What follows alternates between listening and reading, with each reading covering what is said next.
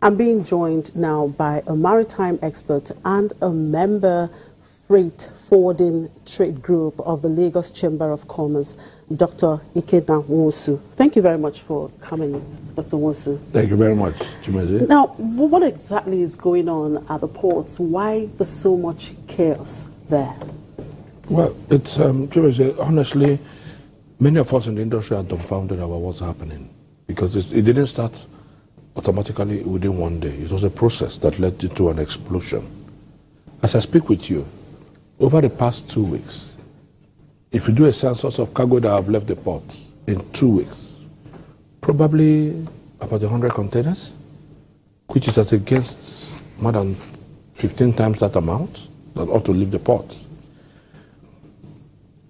The problem is from external and internal. External in the sense that I have said it twice on this platform and at several other media. The access roads to every seaport, every airport, and every land border in Nigeria, not a single one is optimal. And the federal government is pushing forward an ease of doing business agenda. Without solving that problem, it doesn't work. So what you find, the current situation, the baseline situation is that cargo, in the past 1 week, cargo is not leaving the ports in Apapa and Tinkan Island in particular. Beyond those two, the same problem happens at Onne Seaport, where the roads are bad. And the snowball effect, the primary reason why the cargoes are not leaving the port is that there are only two access roads into and out of Apapa Seaport. One is from the Ijora end, the other is from the Apapa Oshodi Express end. Apapa Ijora end. To leave Apapa, the bridge has collapsed. Structural problem. And we hear it's going to be closed it's been closed for 3 months, 4 months, and it will be closed for the next 1 year. The Apapa Oshodi exit, which goes through Tinkan Island Port, is completely shut down. No road out. So the situation you have is that a lot of cargo that ought to leave the port is stuck in the port. A lot of cargo that ought to come in for export cannot come in. So the traffic gridlock outside Apapa, it's a port city. All the traffic gridlock has now affected inside Tinkan Island Port and inside Apapa Port, such that all the trucks that load with containers to come out cannot come out because the traffic outside Apapa in the city is jam-locked. So if they can't come out, there's no space inside the port for the containers outside, the empty trailers to go in and load more. So what you're finding is there's a gridlock outside Apapa, there's a gridlock inside Apapa Port, inside Tinkan Island Port, adjoining bonded warehouses, and vessels bringing in new shipments are bringing in the shipment, and there is an increasing congestion in the seaports. So you cannot find in a very short time enough space for the containers, new containers to be offloaded by the shipping companies. So now the question is, how did we really get to this point that there is a total collapse? Is it that there's lack of maintenance of the roads, or I don't understand it? It's really simple, at the same time complex and perplexing. The first reason is that because of the port concessioning program of the federal government, under that port concessioning program, the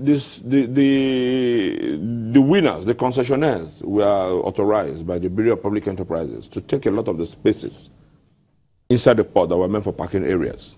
I'm quoting the position of Amato, the Amalgamated Association of Truck Owners, who did in the seaport. And so all the parking spaces were taken up by the port concessionaires to create more space for containers.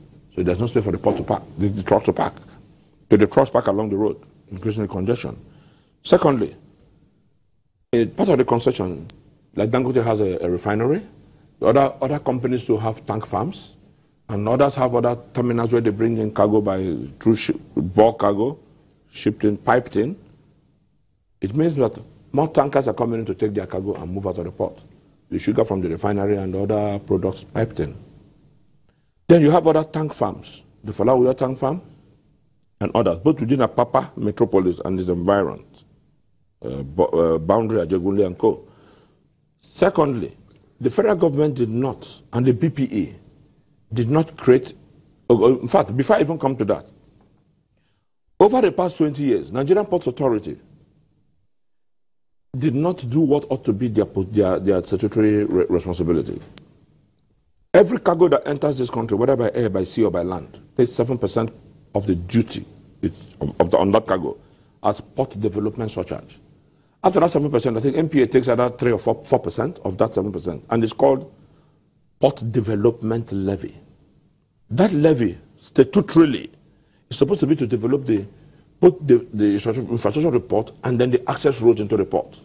Now, over the years, MPA has not done that responsibility, and the funds have accumulated with them. What are they doing with it? So you find a situation where now Aliko Dangote, the Dangote Group, and Flour Mills have agreed with MPA to now fund at the cost of 4.3 billion the fixing of the road between Apapa and Ijora. That does not cover Apapa to Mile 2, the Tinkan area, to solve the problem. So for the first time, under the new managing director, whom we recommend the initiative, is now utilizing that part of their own 4% or that 7% surcharge to contribute to fix the access roads to the port. So over the years, the lack of utilization of that percentage that MPA collects to fix the roads has resulted in a big problem nationwide for all the seaports. And Onne, which is the most profitable port for MPA, is even beginning to simmer. We are seeing that in Lagos, but Onne is beginning to simmer because some people are saying with the gridlock in Apapa, maybe some cargo should be moved to Onne. But Onne is actually getting as bad as. At Obe here to Aba, Obi Igbo,